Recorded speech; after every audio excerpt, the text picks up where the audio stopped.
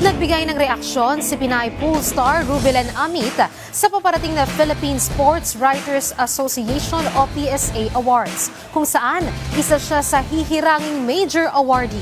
Yan ang sentro na balita ni Bernadette Tinoy.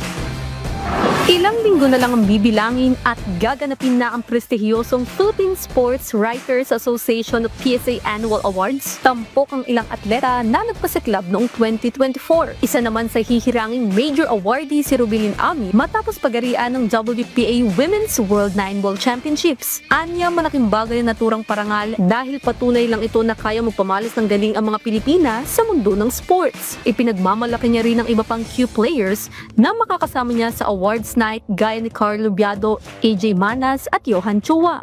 Kasi talagang once naman na meron tayong magandang nagagawa or we're able to bring honor sa bansa, talagang laging nare-recognize ng PSA na bibigyan tayo ng parangal. So I'm very grateful to the PSA for this award in January 27.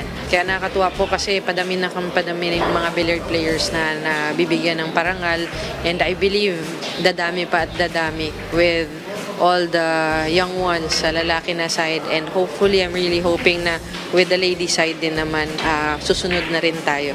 Dahil pasok na sa 2025 World Games, ibinahagi rin ni Bingkay ang mga paghahanda niya sa torneo at sa iba pang paparating na laban. Tuloy-tuloy pa rin po ang ensayo, tuloy-tuloy pa rin ang physical activities like swimming, and then tuloy-tuloy pa rin ang mental training under Ma'am Karen, and of course yung vision training under Dr. Charlie Ho and Doc Maya and Sir Mark.